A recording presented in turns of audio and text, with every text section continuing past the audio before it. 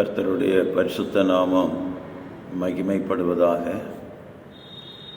அருமையான கர்த்தருடைய வார்த்தைகளை கேட்கிற அனைத்து தெய்வ பிள்ளைகளையும் ஆண்டவரும் இரட்சகருமாகிய இயேசு கிறிஸ்துவின் இனிய நாமத்தில் அன்போடு வாழ்த்துகிறோம், ஆசீர்வதிக்கிறோம்.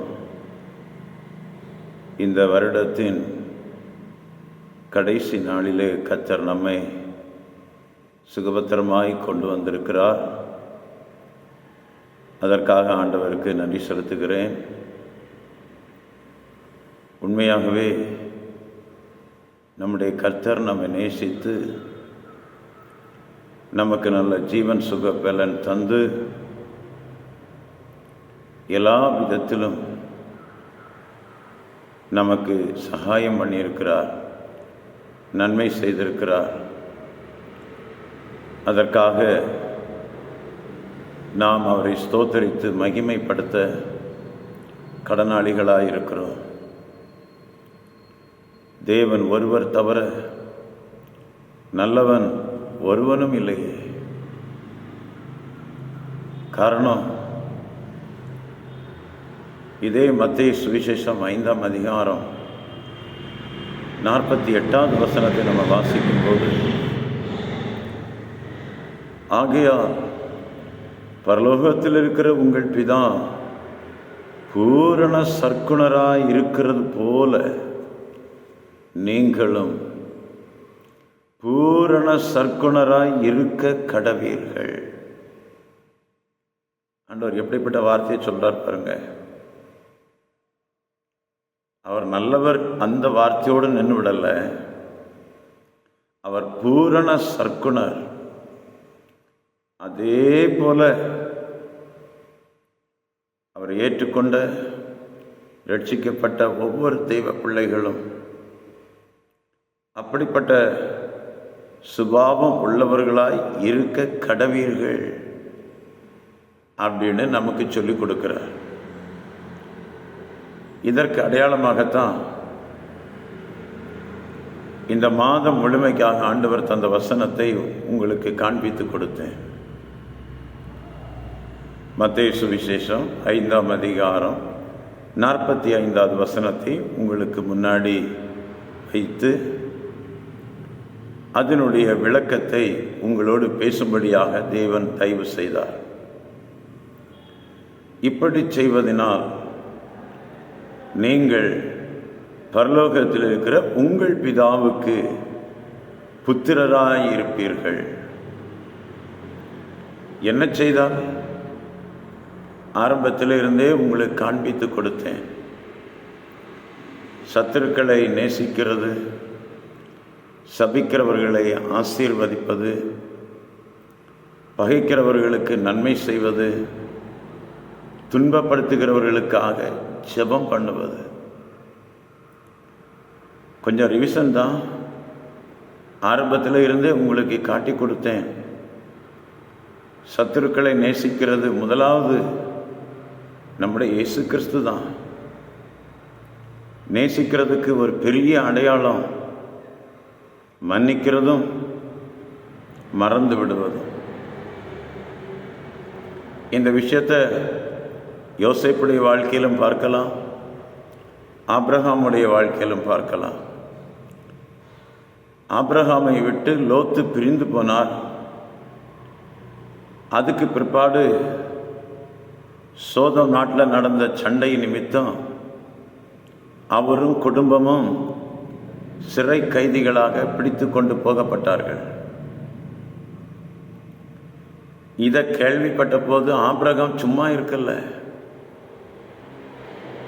தன் சகோதரனை விடுதலை செய்யும்படியாக தன் வீட்டில் இருந்த 318 பேருக்கு ஆயுதம் தரிப்பித்து ஒரே ராத்திரியில் போய் அந்த ராஜாக்களோட சண்டை பண்ணி சகோதரனை விடுதலை பண்ணி கொண்டு வந்தான். அவன் விடுதலை பண்ணி கொண்டு வரும்போது தான் மெல்கிசேதேக் அவர் எதிர்கொண்டு போய் ஆபிரகாமை ஆசீர்வதிக்கிறார்.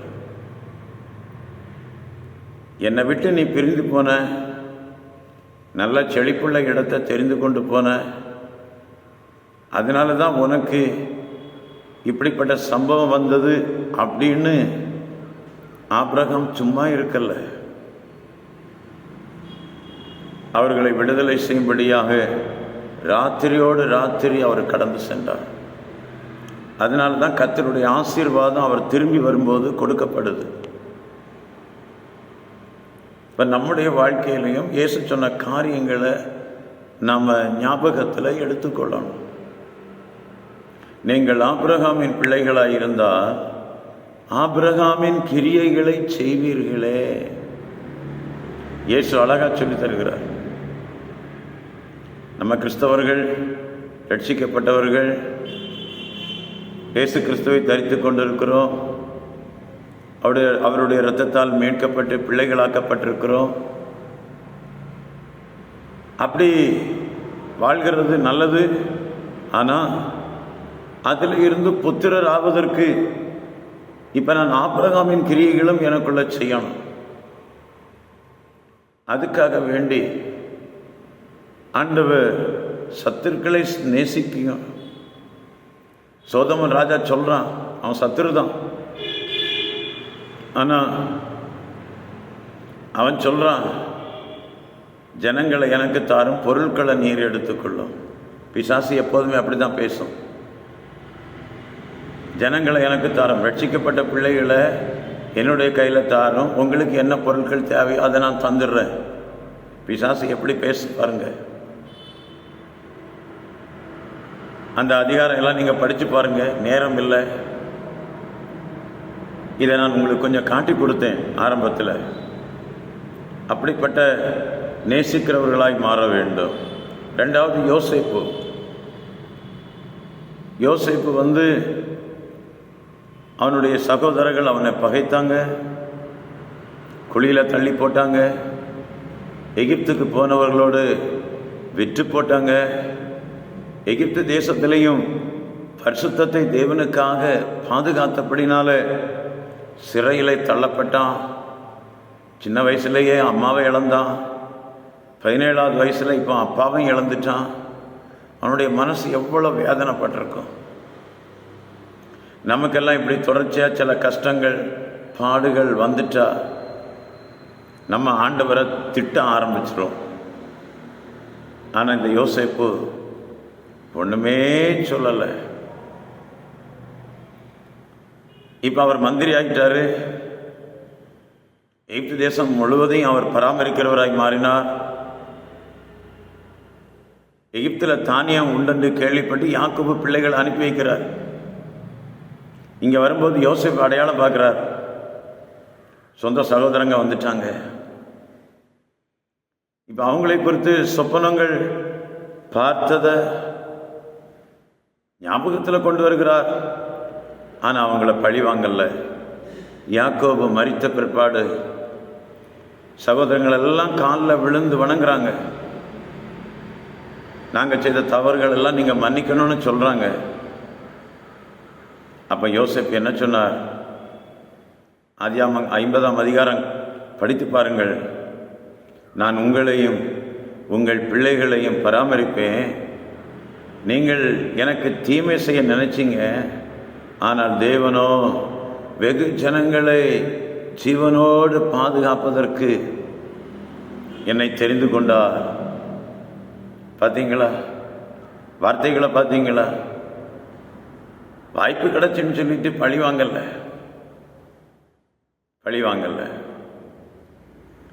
தாவீதும் அப்படிதான். சவுல் 2 முறை ஆண்டவர் அவனுக்கு ஒப்பு கொடுத்தார். ஆனாலும் அவர் கை நீட்டல்ல.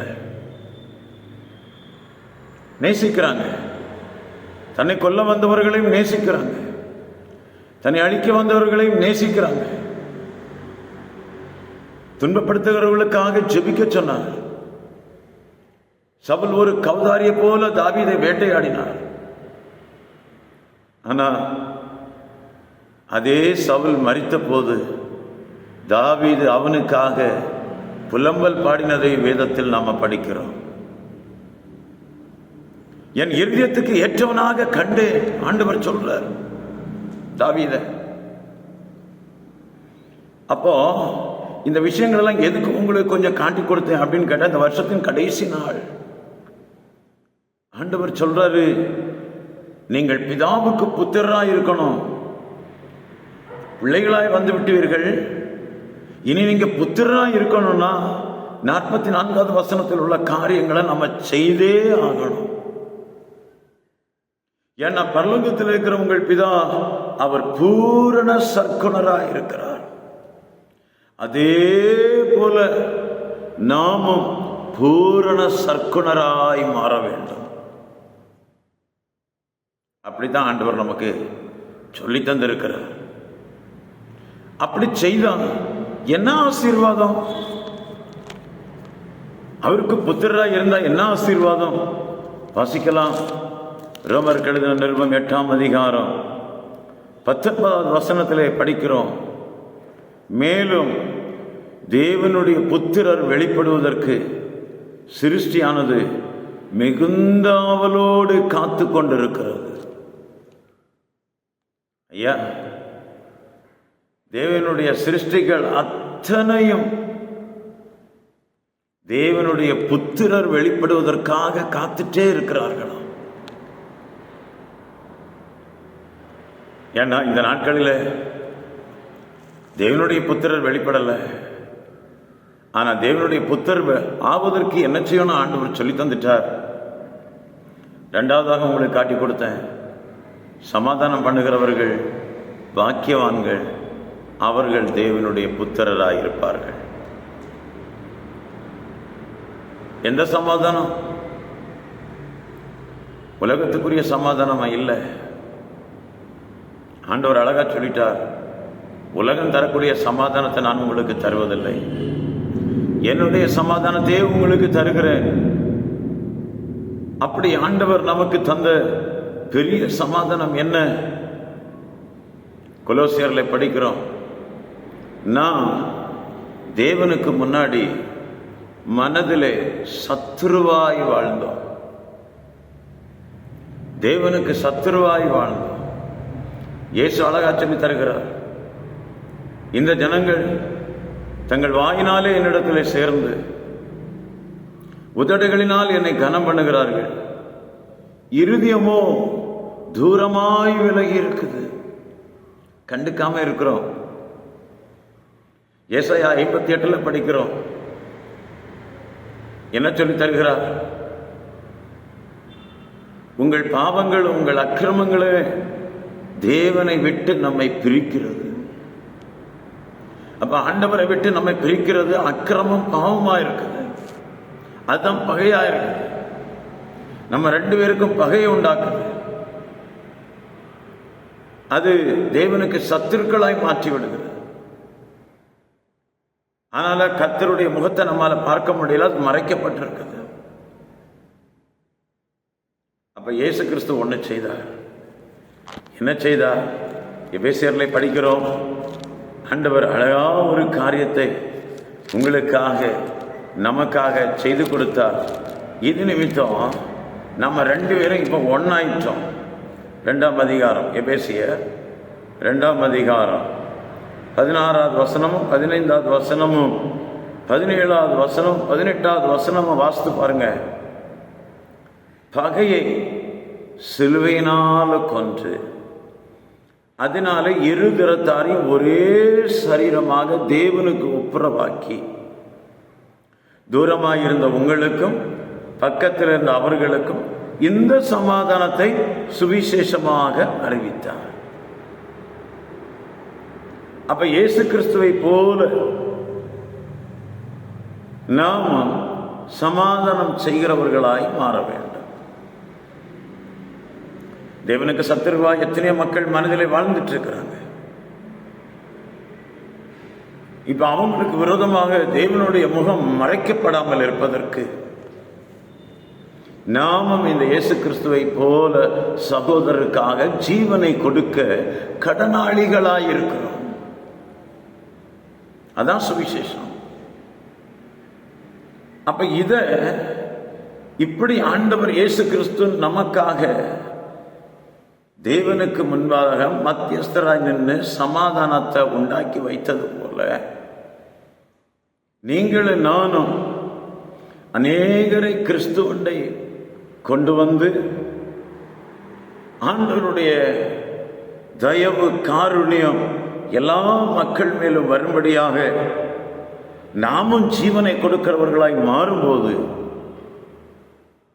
கர்த்தருடைய சமாதானத்தை சுவிசேஷமாய் அறிவிக்கிறவர்களாய் காணப்படும். கூடவே அவர்கள் தேவனுடைய புத்திரராய் காணப்படுகிறாங்க. மூன்றாவதாக ரோமர் 8ஆம் அதிகாரத்தில் சொல்லப்பட்டிருக்கிறபடி எவர்கள் தேவனுடைய ஆவியினாலே நடத்தப்படுகிறார்களோ அவர்கள் தேவனுடைய புத்திரராய் இருக்கிறார்கள். நல்லா கவனிக்கணும், என்ன நடத்துகிறது எந்த ஆவி? நிறைய பேருக்கு தெரியாது. இயேசு கிறிஸ்து ஞானஸ்நானம் பெற்ற உடனே பரிசுத்த ஆவியானவர் புறாவை போல் அவர் மேல் வந்து இறங்கி அவரை வனாந்தரத்துக்கு கொண்டு போனார். ஆவியானவர் இறங்கி வந்த பொழுது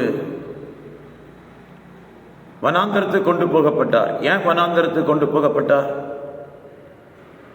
எதற்காக அவர் வனாந்தரத்துக்கு கொண்டு போகப்பட்டார்? அங்க 40 நாள் உபவாசம் இருந்தார். பசி வந்தது. பசி வரக்கூடிய நேரம் வரைக்கும் சோதனைக்காரன் பிசாசு அந்த பக்கமே வரல. உபவாசம் முடிந்து பசி எடுத்த உடனே சோதனைக்காரன் வந்துட்டான். அப்ப உபவாசம் இருக்கும்போது பசியே வரல.